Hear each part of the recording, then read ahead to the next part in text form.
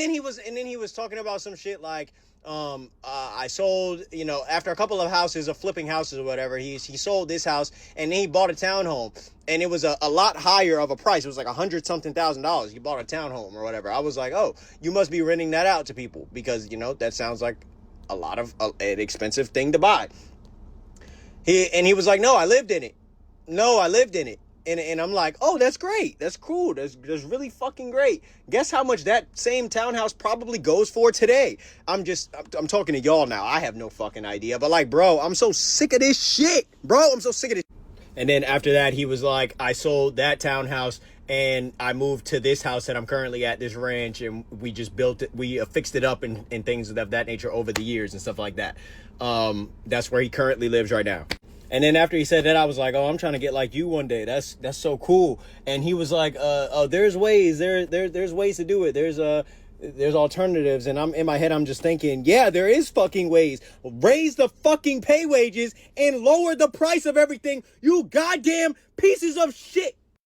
Somebody please do the math on how long it would take you to accumulate enough to buy a house in today's day and age, working 40 hours a week on the minimum wage that we are currently at under this administration. And honestly, the last few administrations, it's not like the minimum wage has fucking gotten so much higher. It's not, even if it has gotten higher, it's not like the cost of it living hasn't gotten higher. So it doesn't even fucking matter. But somebody please, because I ain't doing all the math right now because I'm at work. Somebody please leave in the comment section how long it would take you to accumulate that amount of money to buy a fucking house off of one full-time 40-hour per week job, making minimum wage in 2026. Somebody please tell me. Not rent an apartment, not rent out a house, none of that, bro.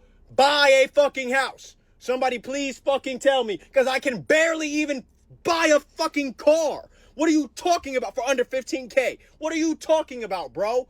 What, unless it's a beater. I got lucky, I got blessed to buy my car for under 15K. Fuck are we talking? And it's like, bro, this just further goes to show that, and I'm not trying to harp on him specifically, I'm talking about the generations that are older us as a whole. It's like they never thought about the next generations. They took the time period that they were living in, which was honestly a blessing for them. They took the time period that they were living in, they capitalized on it, and then they never prepared for the next generation to come into a working fucking world, a working system, bro. It's like there's a disconnect, bro. These older motherfuckers, the reason why nothing's changing is because they don't even know that there's a difference. They don't give a shit. They're already retired. They've already lived their life. They don't give a fuck if you get to experience your 20s or not, bro. Man, let me get back to work, bro, before I end up getting my... People are not angry at older generations just because they bought houses. They are angry because so many of them still talk like the same path exists. They bought homes when a normal job could still build a normal life. A teacher's salary, a factory job, a regular full-time income could actually turn into a house, a yard, maybe even a family, a boat, and a future. Now, people are working full-time and asking if they can even afford a car, rent, groceries, and maybe one emergency without falling behind. And that is where the disconnect comes from. Older people say there are ways to do it. They say, just save. They say, cut back. But younger people are looking at the math like, save what? Because the problem is not just the down payment anymore. It is qualifying for the loan. It is wages not matching prices. It is houses that were once $60,000 now being worth $600,000 or more. And that is why people are venting. They are not lazy. They are not entitled. They are looking at a system where the life their parents had with normal jobs now feels almost impossible to reach. Not only are boomers trying to sell me their houses for $1 million that they bought for $50,000, I have to go to work to pay their Social Security. So not only are they becoming millionaires through a housing crisis, they are also getting a supplemental income for being the bums that they fucking are. Bull fucking shit, man. Cut Social Security. The biggest hurdle for the boomers when it came to buying a house was saving for that down payment. That's why they're so obsessed with save, cut out Starbucks, don't go out to eat. Our biggest hurdle is actually qualifying for the loan on the back end. So let me explain. Back in the 70s, 80s, and 90s, the houses were, let's say, $50,000, $60,000, $70,000. The boomers would have to sacrifice 3, 5, 7 years to save that $12,000 for the down payment. That was their hurdle. But once they had the down payment, they could qualify for the loan in most instances with the average income. Fast forward to today, even if a boomer parent gave their millennial son $50,000 for the down payment on a $400,000 house, the son would still have to make about $100,000 in salary to qualify for the loan. So the solution of save, save, save is important. And a lot of millennials do save. You should save. You should invest. So what's the advice to someone who has a bachelor's degree with college debt, making $65,000 a year, has a credit card because they went to a friend's wedding, they drive a 2012 Honda Civic with a $150 a month payment. All of that stuff works against them. So what is that person supposed to do? Because cutting Starbucks isn't gonna solve that. So that's what we want to come up with the solution and get over the hurdle of actually qualifying for a house. My parents are retired public school teachers. They're like younger boomers and have been teachers their whole lives. I want you to think about what life looks like for a household of 2 public school teachers with 2 kids today. Like, what does their house look like? What's their finances look like? Because this was my parents' situation. As 2 public school teachers, this is where I grew up, on a lake with a boat, like a 3-bedroom house. Not like a super fancy house, but a 3-bedroom house. There are currently 2 houses for sale on this lake. One is $530,000 and the other is $1.2 million. On the lake my parents moved onto in the 90s as 2 public school teachers with 2 children. They never had side hustles, they never had summer jobs, they had summers off. They were 2 public school teachers, and this is what that afforded them. My fiance and I now make combined what my parents made when I was like in high school, like decades into their teaching careers. Our apartment, when it rains on the outside, it rains on the inside. It's like enraging and unfathomable thinking about the world that people older than us got to live in, because no one ever gets to live like this with normal jobs ever again. Here's the perfect example of how the housing market is completely ruined. I saw a post that said a friend's boomer parents bought their home for $67,000 in 1993. Today it's worth $1.2 million. He's their only son, and he thought he'd be a millionaire when they died, but they just sold the house last week to enjoy their retirement.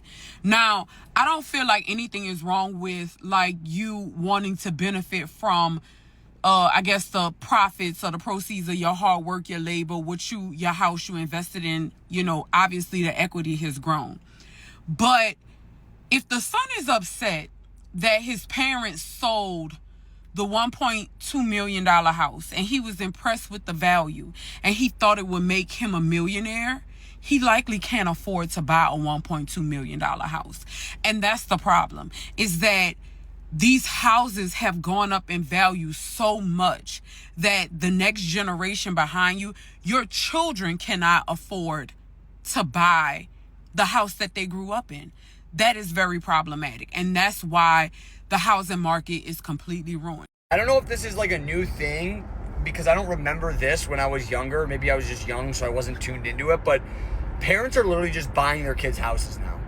Like, they're either giving them gift money for a down payment, or we have some where they'll just buy it in cash for their kid.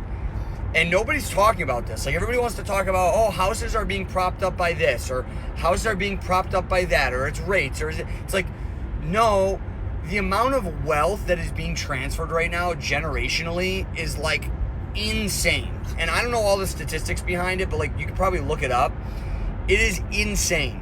And I can tell you from firsthand experience, it's like eye-opening, because the amount of buyers that we get that are younger, that are just getting gift money up the you-know-what, or just getting a free place from their parents.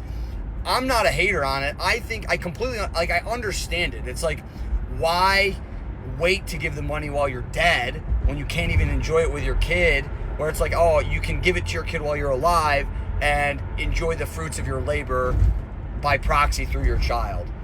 I don't know, just food for thought, but it's crazy. Boomers have completely destroyed this country. Yeah, I think boomers have done some bad stuff. particularly in terms of housing policy. Totally agree. There's too many boomers sitting on multiple properties, making it impossible for younger people to buy them. So in that sense, yes, I actually agree that we've done some pretty bad things. But I think it's about time we lived up to our responsibility. The fact of the matter is, those of us who own properties and multiple properties are pretty well off because we see our properties going up and up and up in value, which is good for us. But it's so bad for the younger generation. One difference with me is I got 10 children and they wanted to buy houses and stuff. So I feel it from their point of view too. So I think boomers could stand up and do something good for the society by saying, okay, let's stop having ever rising property values, ever rising rent. Let's do something for the younger generation. And the hardest part is that younger people are being judged by people who did not have to play under the same conditions. They are told to stop buying coffee, stop eating out, stop spending, stop complaining. But cutting out small things does not fix a housing market where even a decent income may not be enough to qualify. A lot of people can save. A lot of people are responsible. A lot of people have degrees, jobs, credit, partners, and plans. And still, the numbers do not work. That is what makes it so frustrating. Because older generations were able to use time, low prices, and rising property values to build wealth. But now the next generation is expected to buy those same homes at inflated prices, with higher living costs, debt, rent, insurance, food, and wages that never caught up. So when people say the dream feels dead, they are not being dramatic. They are saying the ladder moved. They are saying normal jobs do not create normal stability anymore. They are saying the house they grew up in is now a house they could never afford to buy. And yes, people should work hard, they should save, they should invest, they should be smart. But honesty matters too. You cannot tell an entire generation they are failing when the math changed before they ever got a chance. Because the real pain is not just that houses got expensive.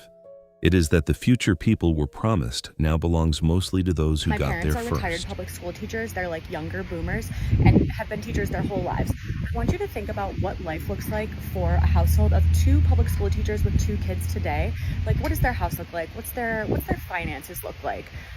Because this was my parents' situation. As 2 public school teachers, this is where I grew up, on a lake with a boat.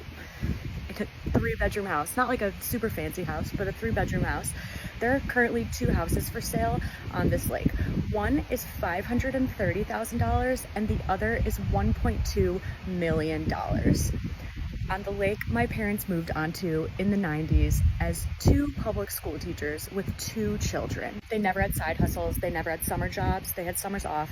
They were 2 public school teachers and this is what that afforded them.